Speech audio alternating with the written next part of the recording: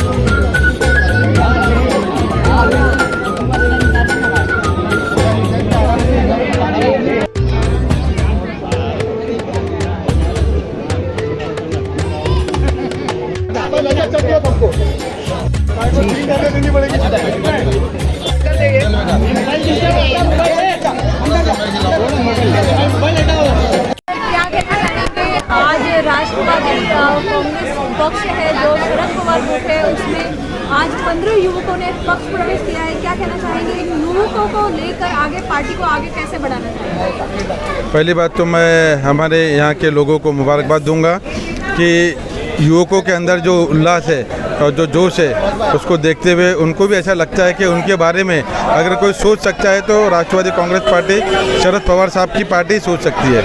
इसलिए उनका उल्लास और जोश साथ में जो हमारे साथ जुड़ रहे हैं। सर, आप विधानसभा लड़ने के लिए इच्छुक हैं, किन मुद्दों को लेकर जनता के बीच में जाना चाहेंगे?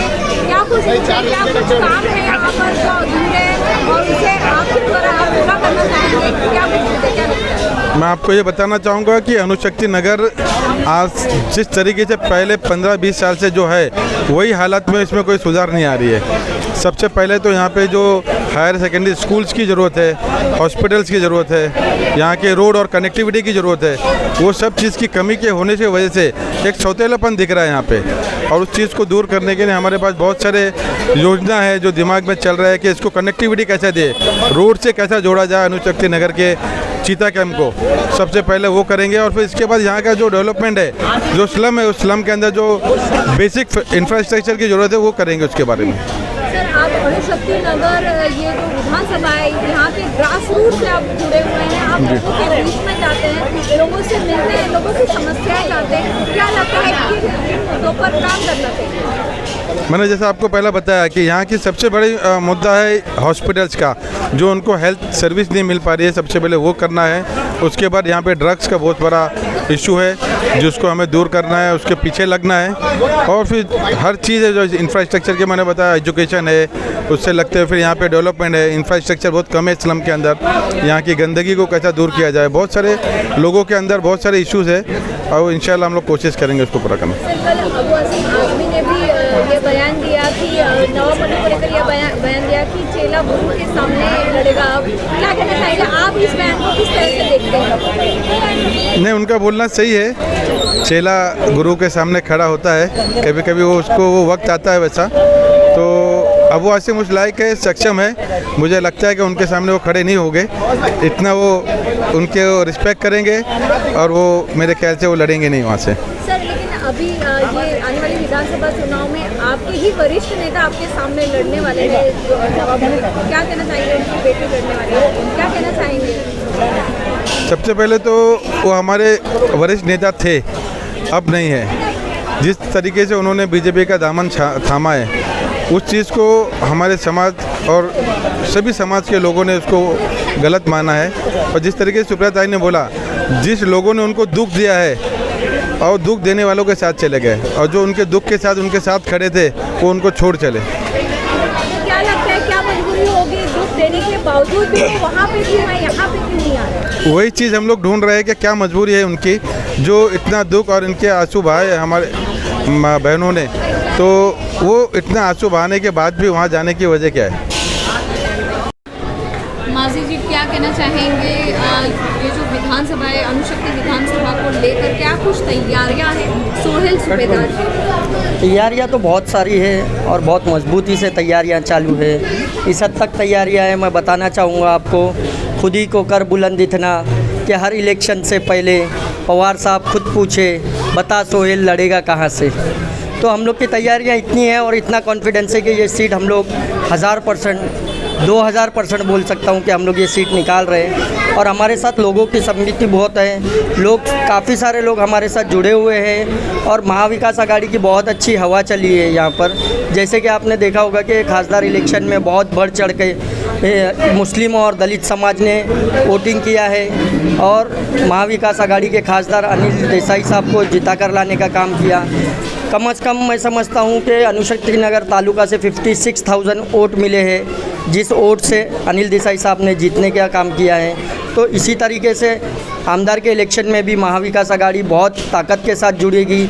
जैसे कि आज के फंक्शन में आपने देखा होगा, कांग्रेस के लोग थे, शिवसेना के लोग थे, समाजवादी के लोग थे, सारी पार्टियों के लोग हमारे साथ में बहुत ताकत के साथ जुड़े हुए हैं और बहुत ताकत के साथ हम लोग इलेक्शन लड़ने वाले हैं। ये आप ग्रास रूट से जुड़े हुए हो, क्या लगता है यहाँ के लोगों की क्या राय है? यहाँ के लोगों की अब तक तो बहुत अच्छी राय है कि भाई महाविकास आघाड़ी से कोई भी कैंडिडेट आए, हम सब उनके साथ हैं और हम सब उनको वोट देने का काम करेंगे, उनको जिताने का काम करेंगे। ये यहाँ के लोकल लोगों की, यहाँ से लेकर अणुशक्ति नगर तालुका सारा ये यही बोलता है कि भाई जो भी महाविकास आघाड़ी का कैंडिडेट होगा हम उनको जिता के लाने का काम करेंगे। अणुशक्ति नगर की अगर बात करें तो यहाँ पे कई मुद्दे ऐसे हैं जैसे कि शौचालय हो गया, हेल्थ हो गया, उसके साथ ही हाइजीन हो गया, रोड हो गई, रोड भी यहाँ पे बहुत अच्छे। क्या कहना चाहेंगे अगर जीत गए तो यहाँ पर क्या कुछ काम है जो किया जाएगा आप लोगों के थ्रू? मैम दिक्कतें तो बहुत है, परेशानी बहुत है और हम लोग कई सालों से परेशानियों में ही जी रहे हैं। क्योंकि स्लम में जब भी कोई नेता आया है वो सिर्फ वोट मांगने के लिए आया है, कभी हमारे एरिया की डेवलपमेंट के लिए कोई नेता नहीं आया है। तो इस बार सोहेल सूबेदार कैपेबल है काम करने के लिए, सक्षम रखते हैं कि मोहल्ले को सुधारना चाहिए। तो हम लोग ने उम्मीद किया है कि इस बार उनको जिता के लाने का काम करेंगे और मोहल्ले का सुधार करने का काम करेंगे। हम लोग सबसे ज़्यादा फोकस कर रहे हैं मेडिकल में, क्योंकि स्लम में सबसे ज़्यादा आप अगर देखते हो तो मेडिकल की परेशानियां रहती है। तो हम लोग सबसे बड़ा फोकस जो रहेगा वो मेडिकल और एजुकेशन पे रहेगा, क्योंकि हमारा बच्चा पढ़ेगा तो हमारा देश बढ़ेगा। सोहेल सूबेदार जी की अगर बात करें तो वो ग्रास रूट से यानी कि कार्यकर्ता से आज उन्होंने यहाँ तक का सफ़र तय किया है कि वो एक उम्मीदवार है विधानसभा के लिए, अभी उम्मीदवारी करने जा रहे हैं। क्या कहना चाहेंगे कि यहाँ के लोगों को कितना समझते हैं?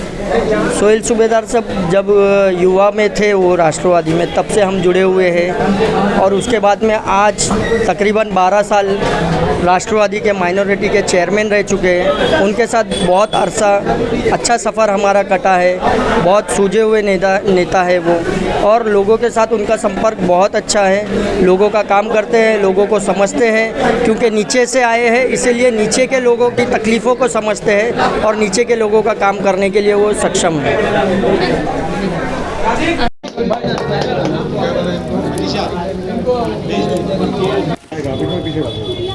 अमजद अली